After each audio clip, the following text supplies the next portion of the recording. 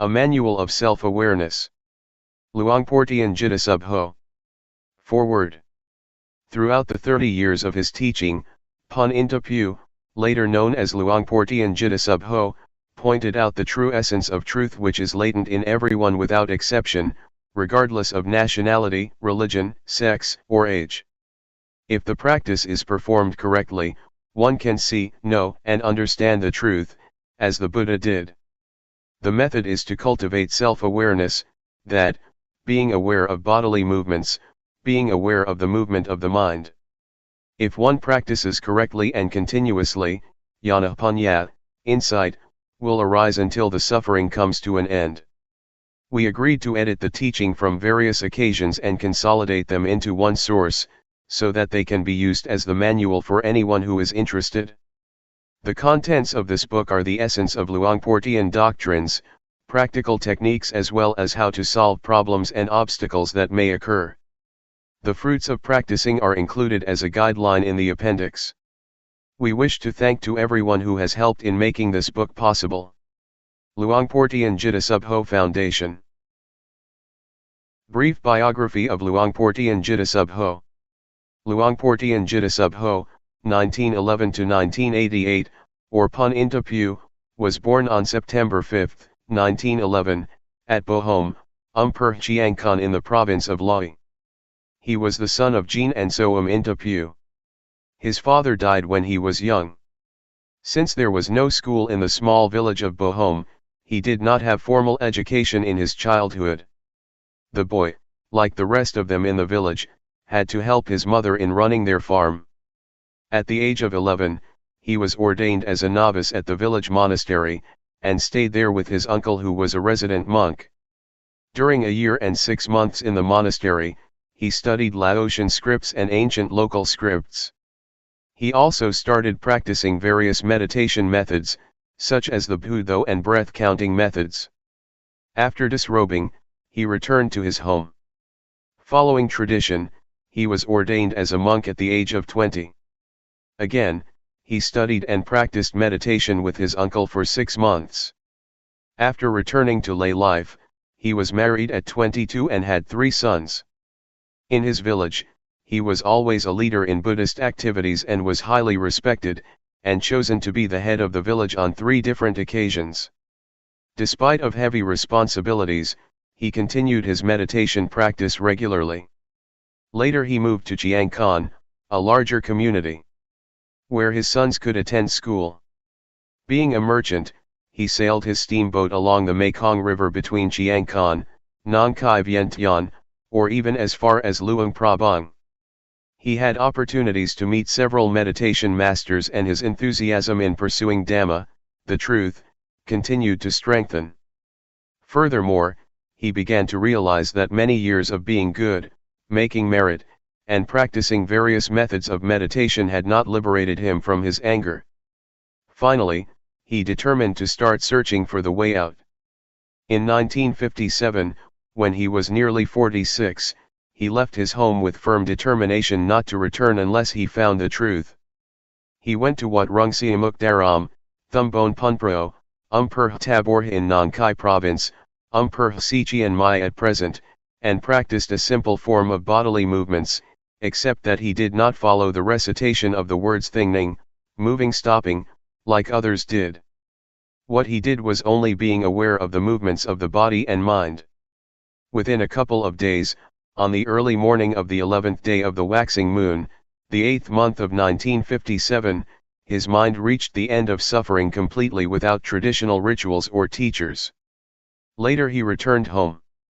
He taught his wife and relatives what he had found for 2 years and 8 months, as a lay teacher. He then decided to re-enter monkhood in order to be in a better position to teach the people. The ordination was made on February 3, 1960. His teachings were spreading across the country as well as outside. He devoted his life to the teaching of Dhamma despite his poor health. He was diagnosed to have stomach cancer, malignant lymphoma, in 1982.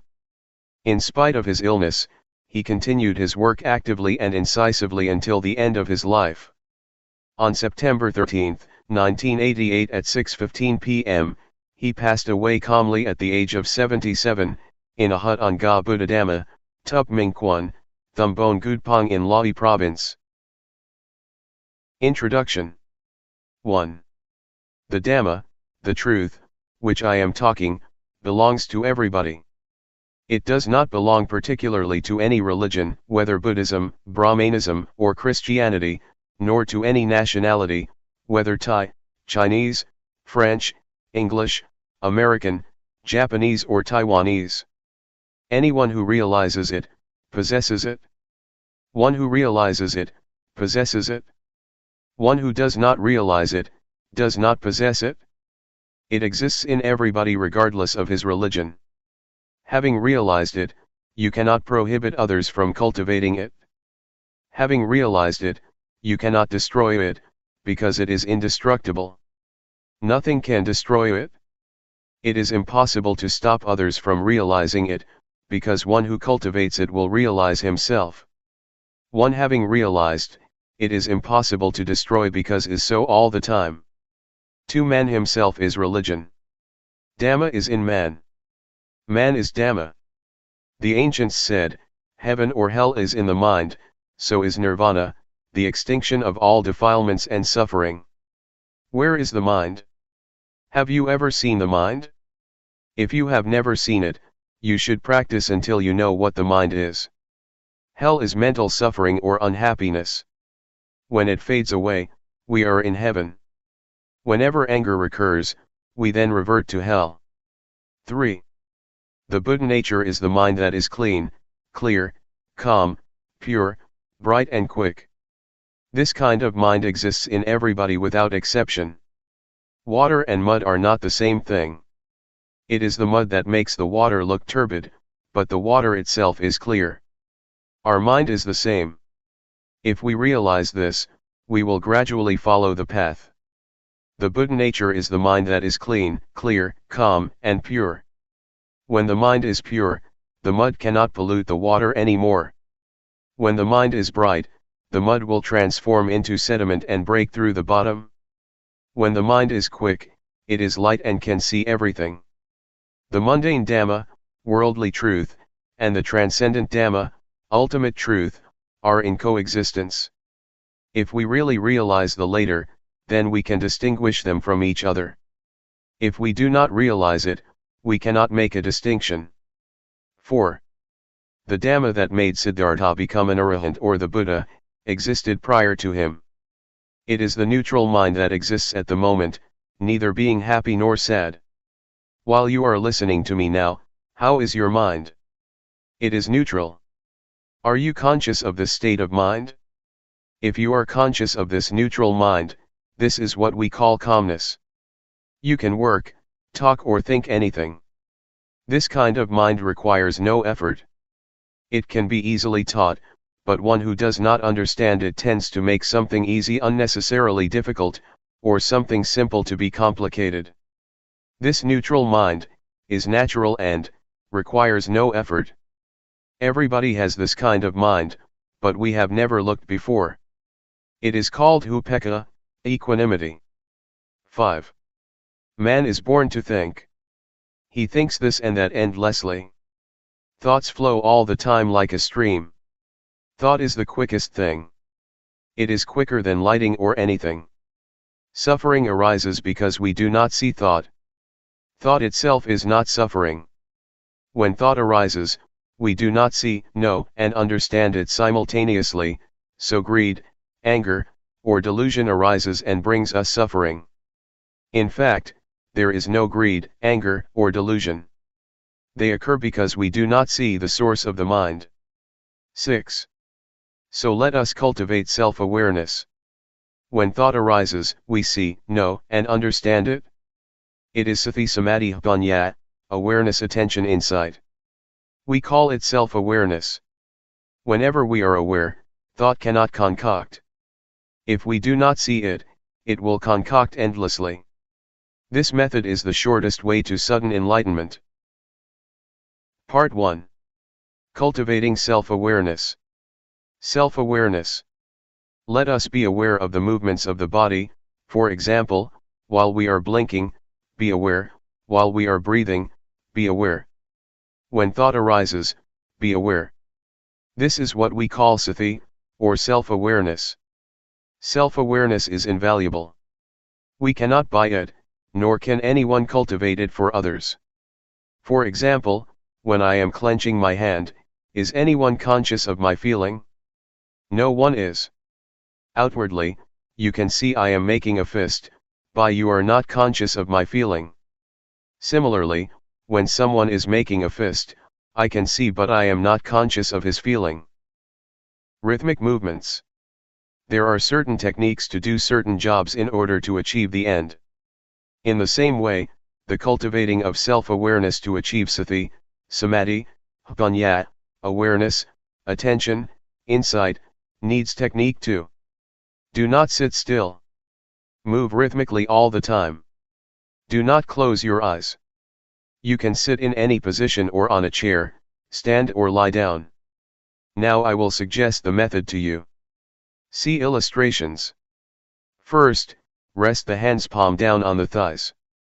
Second, turn the right hand onto its edge, be aware, do it slowly, then stop.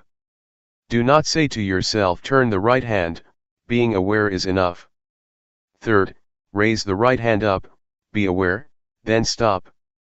Fourth, lower the right hand to rest on the abdomen, be aware, then stop. Fifth, turn the left hand onto its edge, be aware, then stop. Sixth, raise the left hand up, be aware, then stop. Seventh, lower the left hand to rest on the right hand, be aware, then stop. Eighth, move the right hand up to rest on the chest, be aware, then stop. Ninth, move the right hand out, be aware, then stop. 10th, lower the right hand onto its edge on the thigh, be aware, then stop. 11th, face the right palm down, be aware, then stop. 12th, move the left hand up to rest on the chest, be aware, then stop. 13th, move the left hand out, be aware, then stop. 14th, lower the left hand onto its edge on the thigh, be aware, then stop. 15th, face the left palm down, be aware, then stop. This is a practical way of cultivating self-awareness. We do not have to study the scriptures because they are only words. Studying the scriptures is not the way to enlightenment. This practice is the way to enlightenment. There are 8 steps of rhythmic movement in standing, 7 steps in sitting down. We should also be aware in other positions, such as lying on our left side, right side, or lying flat on our back, getting up from the left side, from the right side, and from lying flat on our back. You should cultivate self-awareness frequently. Walking back and forth, Jungama walking. After sitting for a long time, which may cause pains and aches, we can change the position to the walking back and forth. After walking for a long time, we can change to the sitting posture. This is called changing the positions, sitting, lying, standing, walking. You should allot them properly. Do not move the arms while walking.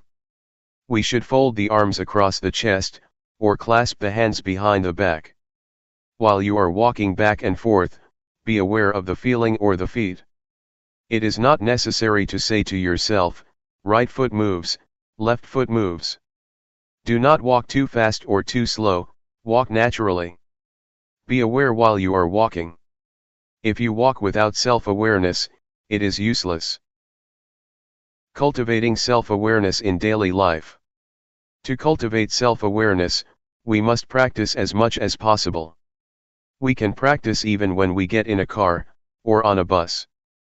While we are sitting on a bus or in a car, we lay our hand on the thigh, and turn the palm up and down, or we run the thumb over the fingertip, or we make a fist and open it repeatedly.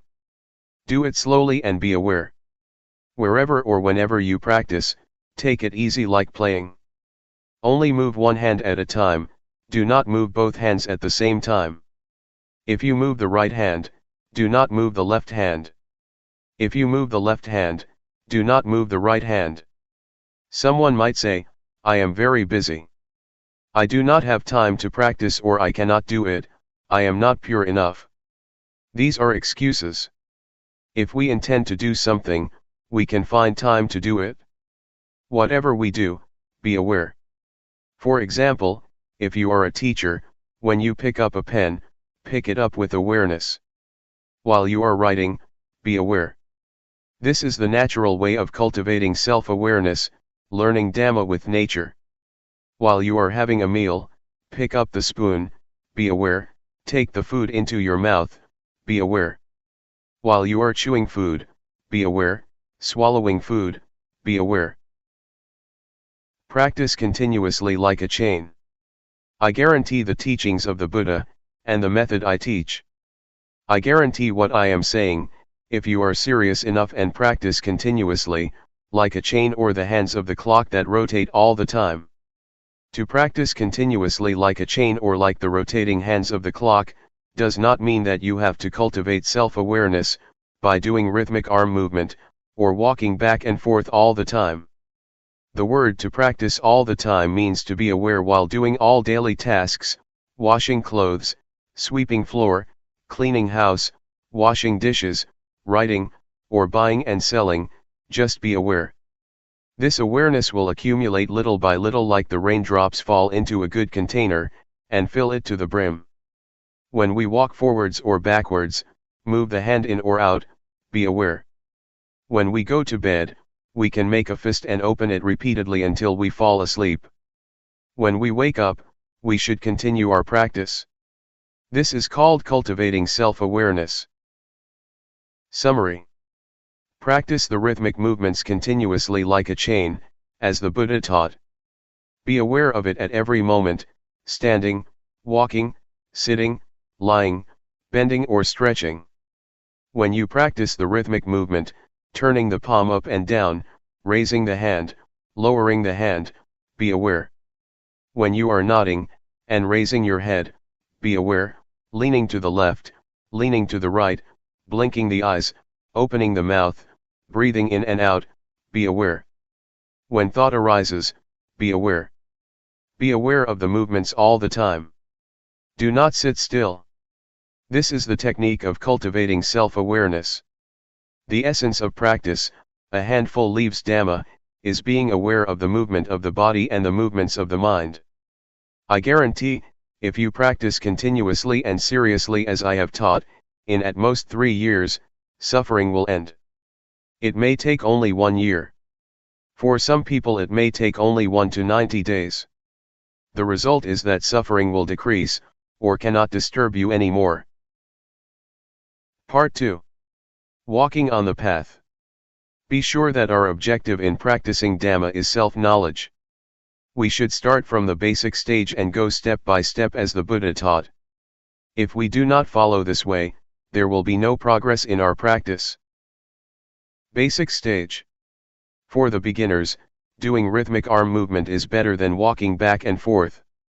Move the arm rhythmically, slowly, gently, and lightly. When it stops, be aware of it. When it is moving, be aware of it. If you move the arm too fast, you cannot catch up with the bodily feeling that arises, because the awareness is not strong enough. We should practice continuously, regardless of tiredness. If we think we are tired and take a break, there will be no chain of continuity. After you have realized something called Rup-Nam, body-mind, then you can walk back and forth. You must really realize it. When thoughts arise, do not stop them. Let them flow, do not follow them but come back to Rup-Nam. Always be aware of Rup-Nam. Sometimes, piti, rapture, will arise. PT will carry us away from being aware of Rup Nam. As long as we are not aware of Rup Nam, our mind will be gradually dulled. Thoughts will arise, let them arise freely. You might feel dizzy or suffocated, if you suppress them.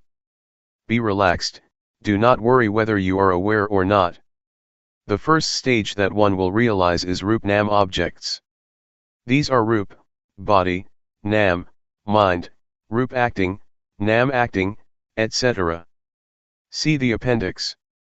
One should review backwards and forwards, over and over. While we are reviewing these objects, thoughts will arise. Let them go.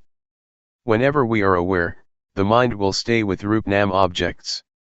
Review them backwards and forwards, until they are embedded in the mind. When thoughts arise, sometimes we are carried away by them, which might make walking or doing rhythmic movement faster or quicker. We should be aware and slow down. It does not matter how long it takes. Seeing thought mind stage. After one has realizes Rup Nam objects completely, one should keep on observing thoughts. Speed up the rhythmic arm movement or walk faster. Do not suppress thoughts. Practice with ease. Observe thoughts with ease. Whenever thought arises, whether gladness or sorrows, be aware of the bodily movements, then thought will stop immediately. Generally, when thought arises, the mind will be dragged along, like a kitten trying to catch a big rat. The rat, thought, is bigger and stronger than the kitten, awareness.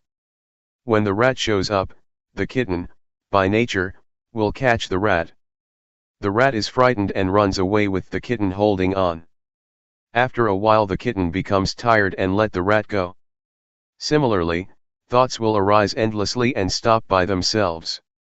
As we cultivate self-awareness more and more, it is like we keep feeding a kitten until it becomes a big, strong cat. When thought arises, the mind will not be dragged along, and thought will stop immediately. If thought arises powerfully, we have to clench our fist tightly, or do whatever actions that suit us. If it is strong enough, then thought will stop by itself. Keep on practicing. Whenever thought arises, you will be aware of it immediately. As I have often told you, if there are two men and one chair, the man who is stronger and quicker will occupy the chair. When we cultivate self-awareness more and more, this self-awareness will replace the unawareness, so the unawareness will gradually decrease. Let thoughts arise, the more thoughts arise the more we are aware. When self-awareness increases more and more, it will catch up with thoughts. Suppose that 100 thoughts arise, we are aware of only 10 but we are not aware of the other 90. Next, thoughts are 100, we are aware of only 20 but not the other 80. We continue our practice until we are aware of 80 but not the other 20. Now, we are aware of 90 thoughts, then 95. When we are aware of 95 out of 100, we should practice earnestly. Do not be discouraged or slack or sleep during the daytime. When thought arises, we are aware of it immediately again and again. Our mind will change at this point. The path starts from here. It is the beginning of nirvana. Formerly, the mind was in the dark and did not know the path. When it can overtake thoughts, then the mind will be illuminated. This light is not the external light, that can be viewed by the naked eye. The mind itself is free and illuminated. It is called wisdom eye, the arising of Jnana of Vipassana, insight. We should continue practicing rhythmic arm movement or walking back and forth. We can practice at any speed we like.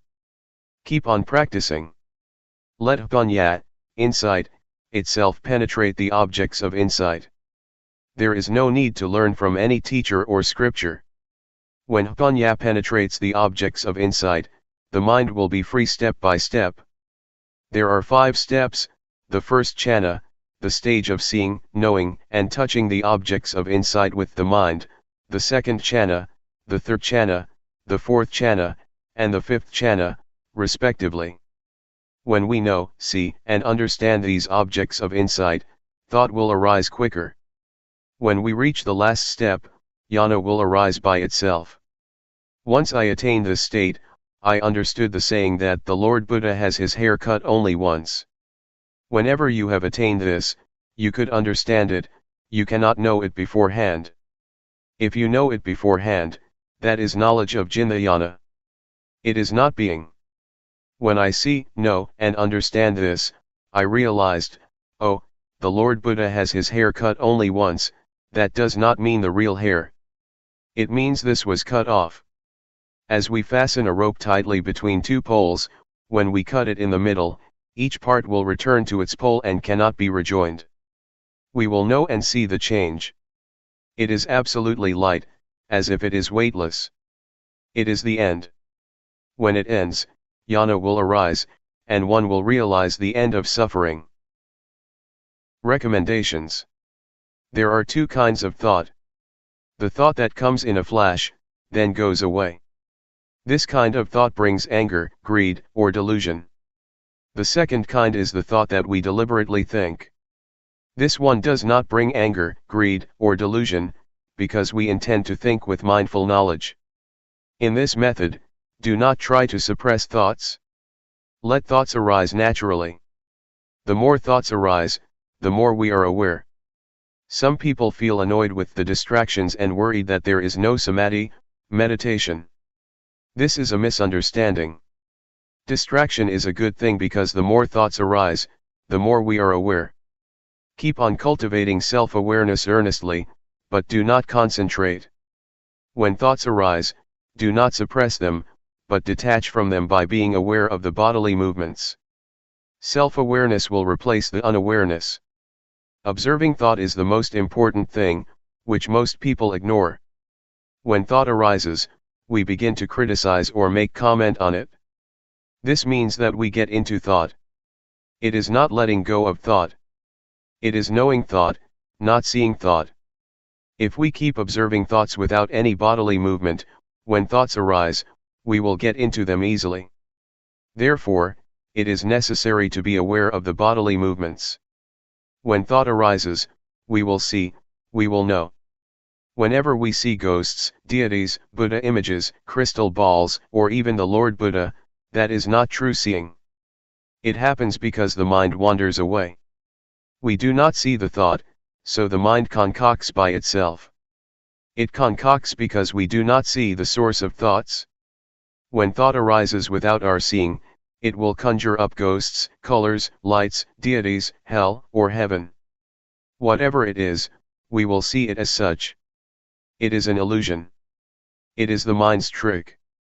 The seeing is true. What is seen is not true, so it cannot free the mind. Only if we see realities, the mind will be free from suffering. This is the shortest path. When thought arises, be aware of it immediately. This is the authentic Dhamma practice. Doing the rhythmic movement is only the technique, which can help to see thought. Part 3. Obstacles and Solutions. There are some obstacles in this method. I will recommend you how to solve these obstacles that may occur to the practitioner. Strain, dizziness, giddiness, suffocation. When we first begin our practice, we tend to concentrate. We want to know, see, be, and have. This is not the right understanding. If you know, see, be, and have, you might get strain, dizziness, giddiness, or suffocation. This is not the correct practice. When thoughts arise so much, we do not like it and try to suppress them. This brings us trouble. The correct method is practicing with ease. Look far away and cultivate self-awareness lightly and gently. Do not concentrate. Move or walk comfortably and rhythmically with awareness. Drowsiness. If you feel sleepy while practicing, you should change to another kind of work, for example, weeding, washing your face, taking a bath, washing clothes. We should find a way to avoid the obstacle. Calmness under unawareness. Calmness under unawareness is called BT, rapture, clinging to calmness. This is an obstacle. The cultivating of self-awareness is not to obtain this kind of calmness, but always be aware of the movements. Vipassana. After we have attained Rupnam objects, this is the end of the basic stage. Someone will stop practicing because he thinks that he has attained the highest Dhamma. At this stage, knowledge will arise endlessly and we will be proud of this knowledge. When thoughts arise, he does not see them, and then gets into them. One who attaches to Vipassana will be talkative and arrogant. The knowledge of Vipassana will soon be forgotten and makes man too proud of himself.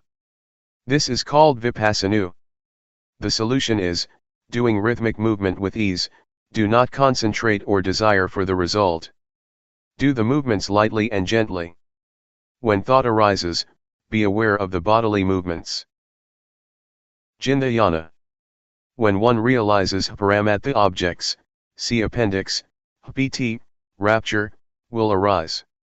One is delighted of this knowledge.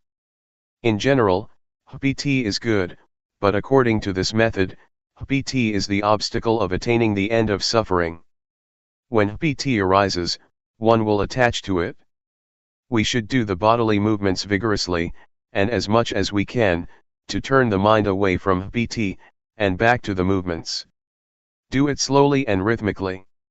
When self-awareness increases more and more, pt will gradually fade away and the mind will return to the ordinary state. Suffocation, giddiness, or strain may arise. We should practice with ease, look far away and move gently. We should not stop practicing because of these obstacles, but continue our practice earnestly. Do not sleep in daytime but rest at night. Vipassana. According to the texts, Vipassana means seeing false as true, hell as heaven, evil as good. Vipassana is the state of mind, when one discovers something excellent, and thinks that he can keep it. So he leaves self-awareness behind to get that thing. It is like it was stolen by a thief. When he starts looking for it, it is no longer there. It is hidden. One should not leave self-awareness, even at the end of suffering or whatsoever. I realized the end of suffering after I attained it. At that moment, I was in the state of Vipassana. I clung to ecstasy because I had never been like this before. I was walking back and forth and I felt like I was floating above the ground about 1 to 2 meters. Actually, I was walking on the ground. I clung to that ecstasy but it did not last for long. Then I was aware of myself. Why is it so? I began to review the objects of insight. At this stage, you should review the objects backwards and forwards, but this does not include Rupnam objects. After reviewing the objects, the ecstasy will gradually fade away. The mind will return to the ordinary state. Summary. If there is strain, dizziness, giddiness, or suffocation, we should do the movements gently. Do not concentrate. Do it with ease, look far away, then the uncomfortable feelings will loosen by themselves. The solving method of Jnana is the same. Vipassana and Jnana must be solved by correcting the technique. Do not review the objects of insight.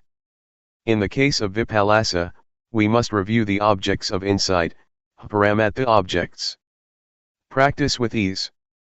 When the objects are clear, the strain will gradually decrease. Let thoughts arise, do not suppress them. When you practice, you must take care of yourself. Do not expect other people to take care of you. When anything that is not normal arises, you must stop practicing immediately. The abnormal state will gradually decrease by itself. Epilogue. 1. If we have right understanding, Dhamma practice will not be difficult. The truth that the Buddha taught exists in man. What he taught, everyone can do. 2. This method is easy. It is not necessary to study the scriptures, because the truth exists in man. Everyone can be aware of the movements of his own body and mind. Though we are not aware of ourselves, the bodies still move and thoughts arise, but we are not aware of them. The mind will conjure up unreality, if we are not aware of the movements of the body and the mind. This method is nothing other than being aware of the movements of the body and the mind. In other methods, There are many activities, for example, keeping precepts or practicing concentration. This method is not related to anything else. Why not? Because the truth exists within ourselves. 3. When we cultivate self-awareness, we should let every part of the body and the mind work naturally. Do not force them against their nature. This technique can be applied naturally, and does not do anything against the body's functions. Eyes, to see. Ears, to hear. Nose, to smell.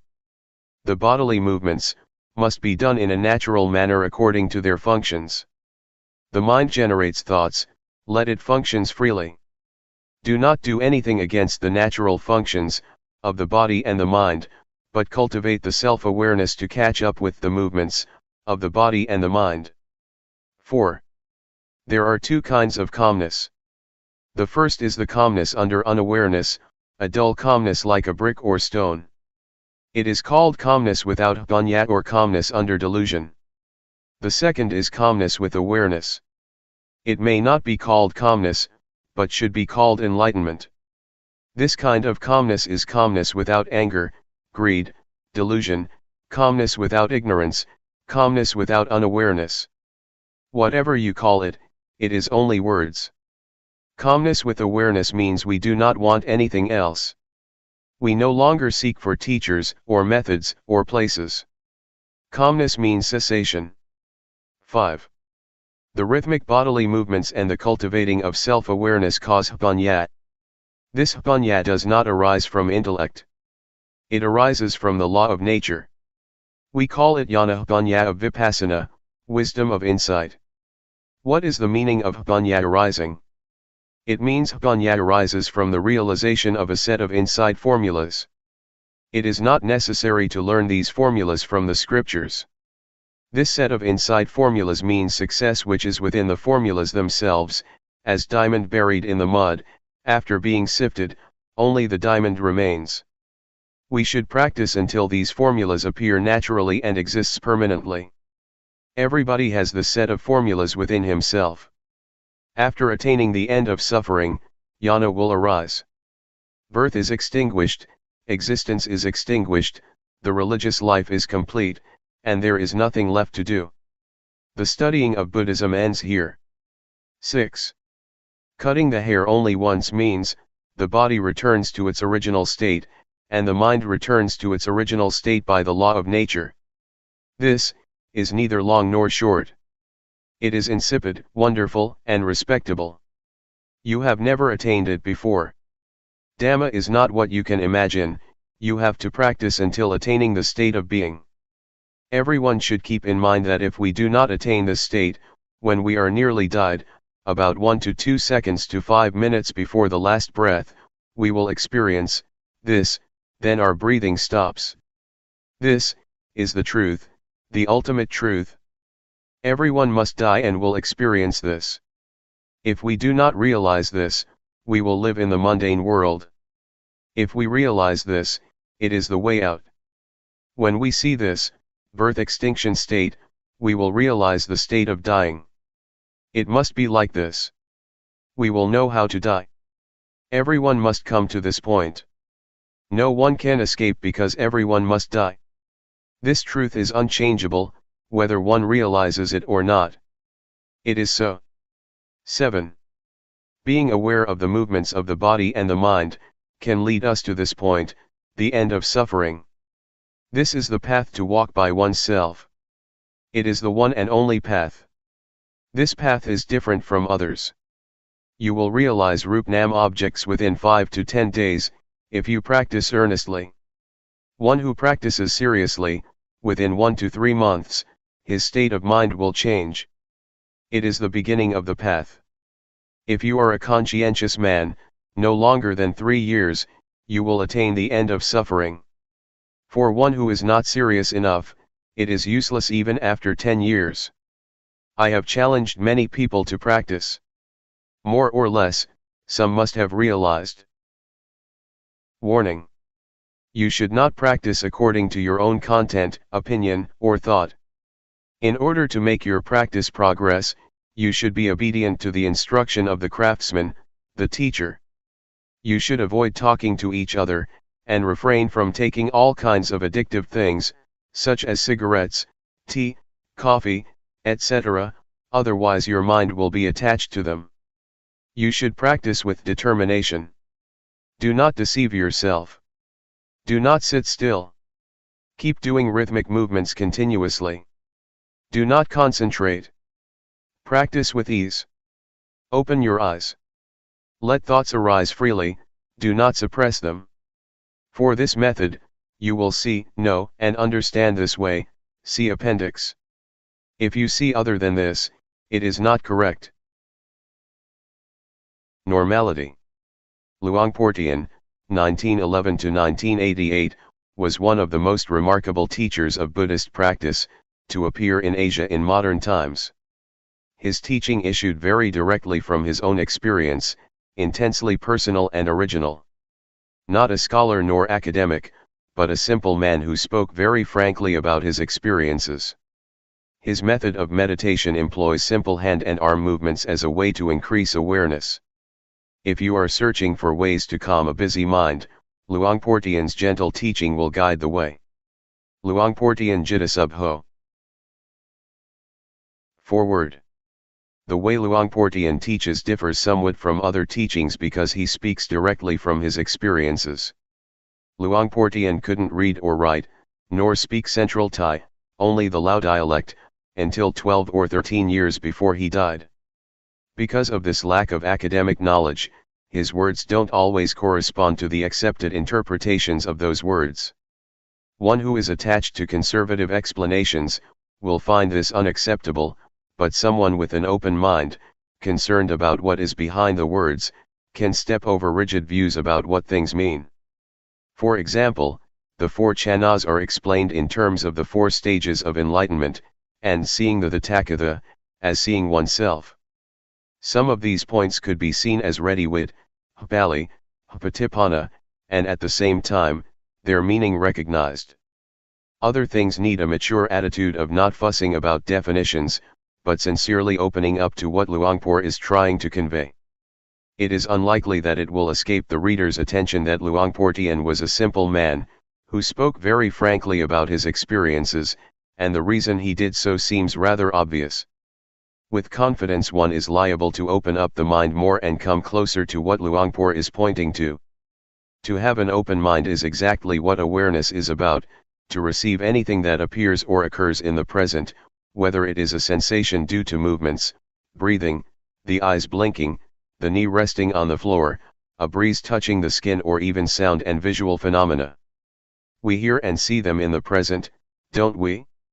As long as the mind doesn't proliferate, all of this can be used as more objects of awareness. They are not obstacles. That's a different attitude than training in concentration, where the mind is narrowed down to one point. But samadhi is the establishing of the mind, and we can establish the mind in awareness every second of the day because movements, as well as this practice, are natural. The translator. Walking the path. Taking a shortcut. Today the monks, novices, and lay people are meeting here in order to study the method to develop meditation. We're not interested in anything else because we've done it already. For example, making merit, being generous, upholding precepts and doing tranquility, meditation.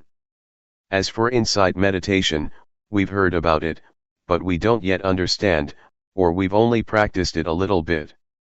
Therefore, before we start practicing insight meditation, we have to rely on listening and reading from scriptures before we understand what tranquility meditation is and what insight meditation is.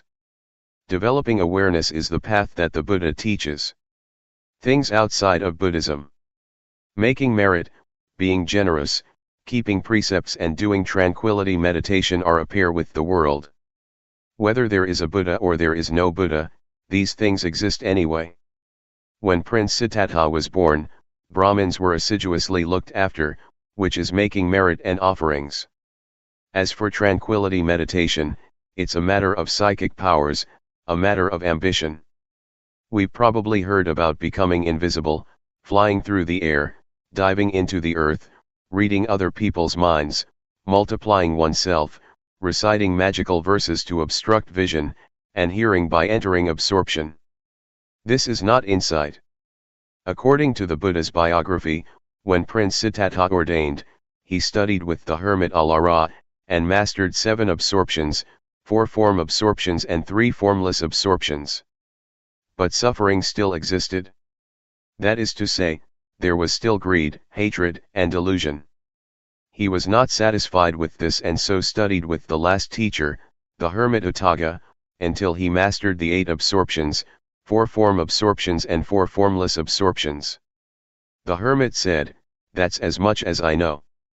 But the prince was still not satisfied because there was still greed, hatred, and delusion. He wasn't liberated from suffering yet. This shows that tranquility is not able to put an end to suffering. After this, the prince tormented himself, together with the 5 ascetics who were following him. He fasted until his body was so thin that it was just skin over his bones, and he held his breath. But even after doing all this, greed, hatred, delusion, satisfaction and dissatisfaction still persisted. There were still defilements. Things inside Buddhism. So the prince gave up those methods and started to eat fruit. Because of this, the 5 disciples avoided and eventually left him, so he practiced by himself. Having eaten some rice offered by Miss Suchata, his body recovered strength. He reflected on the various methods that he had been practicing but which were not capable of shaking off the defilements. He still had troubles and suffering. So the prince turned around and looked at his mind and was, at last, successful. He attained Anuttara Sammasambodhiyana and became the fully enlightened Buddha. He was able to conquer all the defilements and to extinguish suffering, leaving only coolness. His body was back to normal and his mind was free of suffering at last.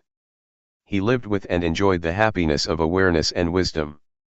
Having attained this, the Buddha shrank back from teaching, reflecting that this practice was profound, and it would be hard to understand. So it can be taken that mind development is something difficult to do, and that this is what Buddhist teaching is about. As for making merit, being generous, keeping precepts, and doing tranquility meditation, it is not the teaching of the Buddha, but a teaching of teachers at large. Teachings outside of Buddhism. There were many sects in India. Some sects taught to lie roasting on fire so that defilements would dry up, some taught to lie on thorns to endure through the pain and torment that resulted from that, in order to get rid of defilements. Some sects ought to give up everything including clothes, a practice known as naked asceticism, so as to induce the feeling that there is no self, no shame. It was believed that defilements would be dissolved that way. Altogether, there were many sects, but none of them could eliminate the defilements. This matter can easily be proven, as it is said that lying roasting on fire and drinking hot water will result in the heat burning off the defilements. In the old days, in the villages, when a woman gave birth, she would be laid down roasting above a fire and given hot water to drink. But the woman would still have defilements, showing that this sect did not achieve results. As for the sect that would have its followers give up everything and go naked, just look at a baby not wearing clothes. It still has moods and feelings. As soon as someone talks nicely, it laughs. And when someone scolds, it cries, whether naked or clothed. This shows that defilements are not in the body, they are in the mind. Therefore, to practice Dhamma we have to practice at the mind. I will tell you so you'll understand, because I have been doing this, repeating a mantra such as Bhud, though, Samat Arahant, rising falling, counting, 1, 2, 3 with these methods, one has to sit with the eyes closed and repeat a word while watching the breath, for example, saying Bhud, with the in-breath, and though, with the out-breath. I've done quite a lot of this, but there was still satisfaction and dissatisfaction, greed, hatred, and delusion didn't diminish. This kind of practice is called tranquility meditation. Tranquility meditation is not more than a means to make the mind peaceful, but it is peace under the influence of delusion. It's just like putting a rock on top of grass. As long as the rock is on top of the grass can't grow, but when the rock is removed, the grass grows just as before, or maybe even more vigorously than before. It is true that there is no lopa, dosa, and moha when we're sitting alone, with the eyes closed, but as soon as we go back into society, like and dislike are born again. This is how it is. Going off to stay in a cave in a forest or the mountains cannot extinguish suffering, just because of going to stay there. At first, I did it like that also. The teachings inside Buddhism. The word Vipassana translates as realizing and truly seeing. Seeing what? Seeing impermanence, instability, and non-selfhood. When having insight, one views things differently than before. It is a transcendency. When we don't yet see clearly nor truly know, then acting, speaking, and thinking are as before. It is not yet Vipassana. But when we feel differently than before, that is, greed, hatred and delusion decrease, it can be called Vipassana. A handful of leaves, awareness. To practice insight meditation, the Buddha teaches us to develop 4 foundations of awareness, namely 1. Gayanupassana Satipatthana, that is, to meditate on the body, in the body, and see according to actuality, that this body is only just a body, it's not a being, an individual, nor a self. It is neither me nor it. 2. Vedananupassana Satipatthana, to meditate on the feelings, and see according to actuality, that these feelings are only just feelings, they are not a being, an individual, nor a self. They are neither me nor them. 3. Jittanupassana Satipatthana, to meditate on the mind, in the mind, and see according to actuality, that this mind is only just mind, it is not a being, an individual, nor a self. It is neither me nor it. 4. Dhammanupassana Satipatthana, to meditate on the mental objects, in the mental objects, and see according to actuality, that these mental objects are only just mental objects. They are not a being, an individual, nor a self. They are neither me nor them. The teachings of the Buddha are many, I'm not able to describe all of it.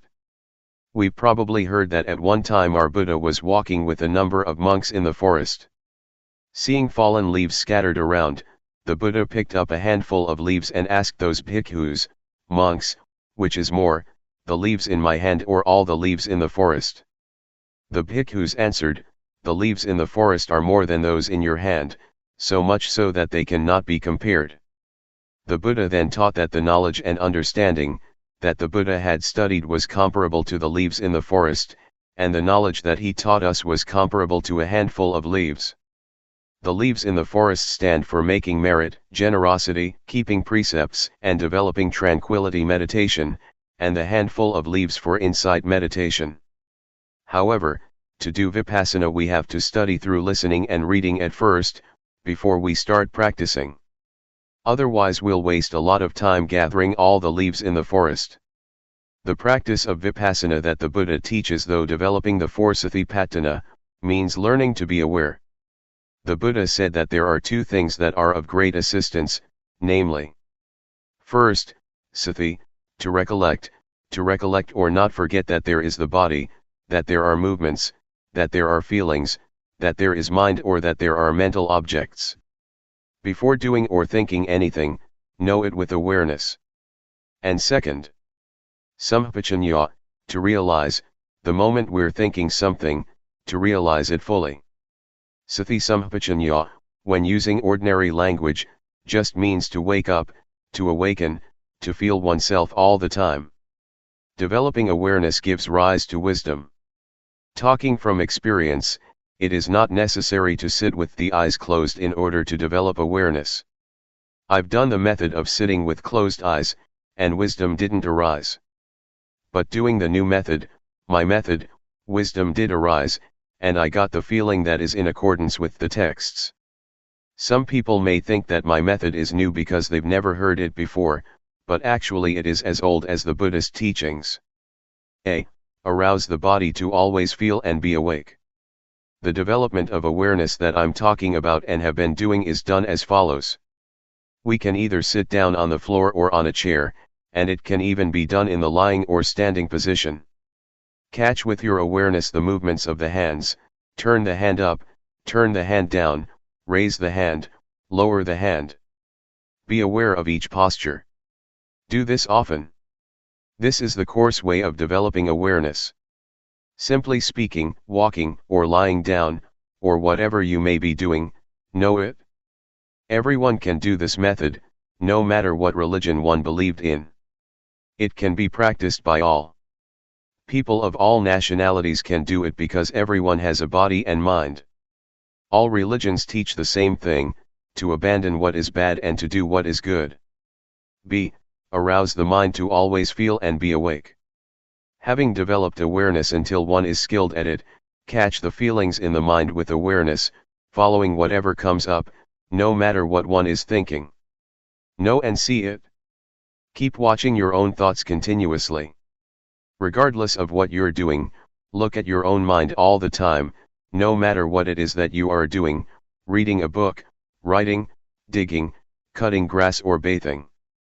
Keep watch over your own mind all the time. What kinds of feelings are coming up? Satisfaction, dissatisfaction, worry, doubts, etc. These things are all thoughts, objects. Watch over these thoughts and objects. Then we will see the various kinds of thoughts, such as gladness, sadness, desire to get, desire to not get, anger, hate, and so forth. They don't exist all the time. They arise and pass away, they change all the time. We are not glad or sad for 24 hours. See, to know and see according to reality. Change, arising passing away, is what the Buddha showed to be impermanence, instability and non-selfhood. So don't follow moods. The Buddha proclaimed that he was enlightened by working with the mind. We have to look at our minds. Watching the mind is turning on the light by using the switch. When we do this often, awareness will become nimble and quick, awareness will intercept greed, hatred, and delusion and prevent it from arising. Awareness and concentration are together. As for wisdom, it means knowing and seeing clearly. In Pali, it says Nati Panyasama, meaning there is nothing as bright as wisdom. And Sathi they sung Navaranung, meaning awareness is that which prevents the stream of defilements. There isn't anything that is fast enough to hold back the stream, other than Sathi. It is this awareness and wisdom, that come and contact, know, see, and stop it, not letting us become deluded. This is because Sathi, Samadhi, Panya, is opposite to dosa, moha, lopa. If we don't see, know, and understand, there is full greed, hatred, and delusion. It is comparable to nighttime, when it's dark. As soon as we light a candle there is light and the darkness disappears, because darkness is afraid of light. As soon as the candle goes out, the darkness immediately comes back. D. Peace as result. That I'm giving some reflections and explaining, this shortcut method of practice is in order for you all to take it, and practice with it, so that you get quick results and don't have to waste time. This method can be used in daily life, there is no need to stop working in order to practice. Some people have practiced a bit already, and some people have only just heard it. Some people who have never heard it might feel displeased. If that's how you feel, then discard that feeling first, the knowledge that you have learned before. Put it down for now and test out what I'm saying, try it out and you will know what the results that arise are like. I dare to guarantee that, this method is at least 80% right according to what the Buddha teaches. Talking according to just my own personal feeling, it is 100% right, because having practiced it, I know that it alleviates greed, hatred, and delusion. When those things diminish, peace arises instead. E. Full awareness as result. I'd like to give another example. Take a glass. We can see that there is air in the glass. When we pour water into it, the air goes out and the water is in it instead. Then, when we pour the water out, the air goes back in and replaces the water. This compares with our turning up the hand. We know, we have awareness, sati comes to replace not knowing, delusion. Not knowing goes out of our minds. Do it often. Catch the feeling often, in all postures.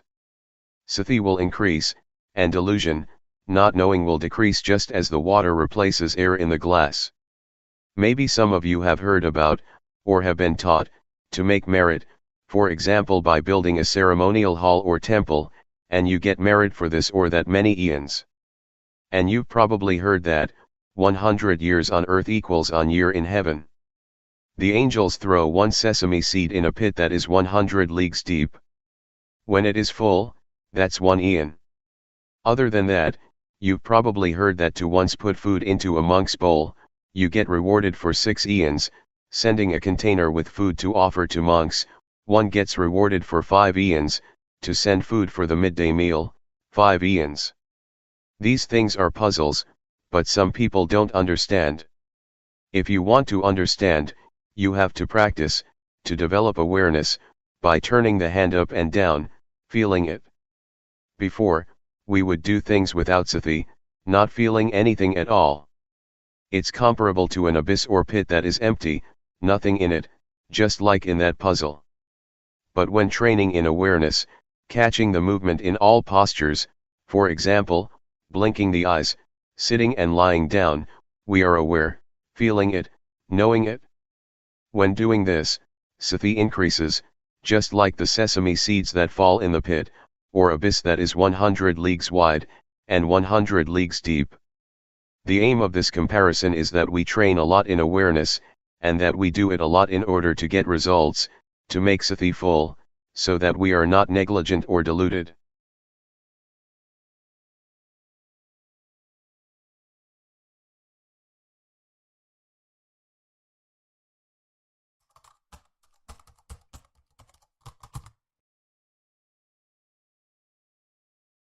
May all beings be at ease. Whatever living beings there may be, whether they are weak or strong, omitting none, the great or the mighty, medium, short or small, the seen and the unseen, those living near and far away, those born and to be born. May all beings be at ease.